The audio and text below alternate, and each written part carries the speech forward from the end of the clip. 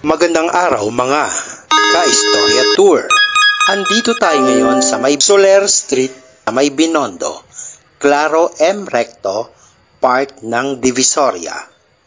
At sa araw na ito, from our point Divisoria, dadayo tayo ng Avenida from Claro M. Recto at sisilipin natin ang ilang access modes like para mas convenient and safe ang ating pamamasyal.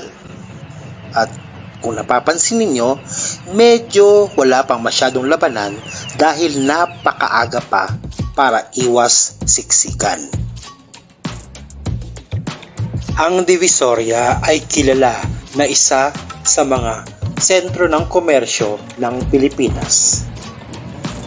A bustling commercial center known for variety of affordable goods, kilala bilang bagsakan at bentahan ng mga pinakamurang kalakal tulad ng mga tela or mga damit at napakarami pang iba.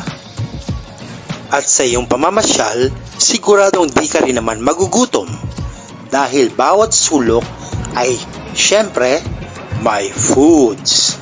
Ang takbuhan ng mga papasok pa lang sa trabaho, nagmamadali at walang time magluto, point or turo-turo. Itong Divisoria is bisected by Recto Avenue. Ito ay isang napakaabalang lugar ng Kamaynilaan na matatagpuan sa distrito ng Tondo, Binondo at San Nicolas. Thus part of the city's first, second, and third legislative districts with no defined borders. Noong kapanahunan or something like 5 or 8 years ago, ang Divisoria ay naging mukha ng matraffic at medyo madaming like tinatawag sa English na dimly lit streets. Bukod pa rito, at sa aking mga naging karanasan, medyo maputik, makalat, at naglipa na din ang mga tinatawag natin fly-by-night vendors at kung ano-ano pa. Kaya kung pupunta ka rito, siguraduhin meron kang matinding enerhiya or energy para sa matinding lakaran na iyong madadanasan at dahil ito ay isa sa pinakaabalang lugar nga ng Kamaynilaan. Maputik, masikip, noon yun. But look at Divisoria now. Siyempre, sosyal at malinis na. So for this episode, naway samahan niyo ko at ating silipin ang bagong Divisoria habang binabaybay natin ang daan ng Claro M. Recto Avenue at Avenida.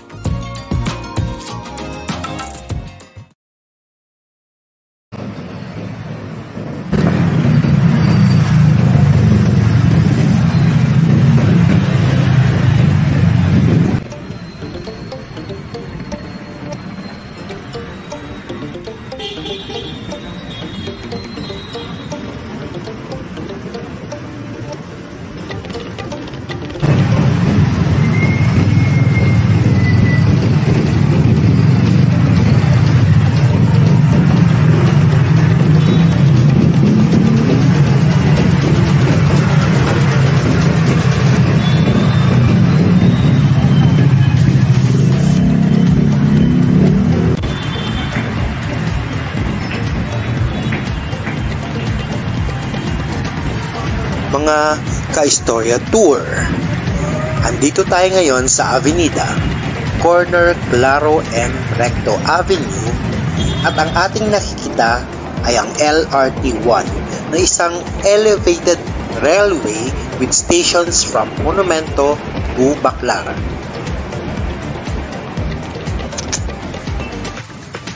Rizal Avenue or kilala as Avenida ay isa sa mga pinakaabalang destinasyon ng Kalakhang, Maynila, named after Dr. Jose Rizal.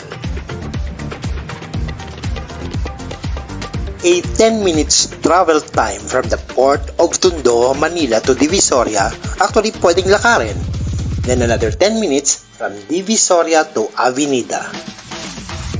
Kung by air ka naman, so that's from NAIA, 20 minutes via Baclaran Station. See how easy?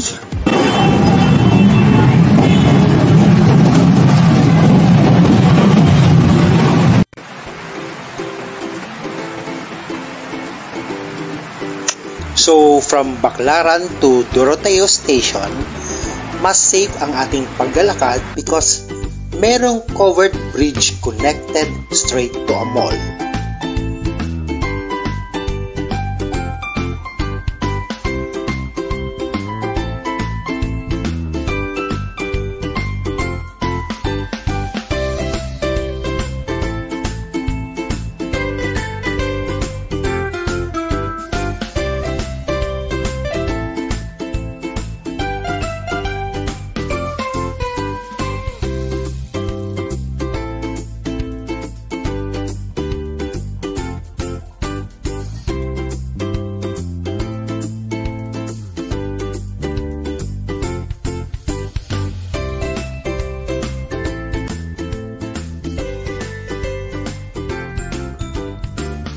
So, lakad-lakad tayo dito sa bungad ng Avenida Claro M. Recto Avenue, or more popularly known as Recto.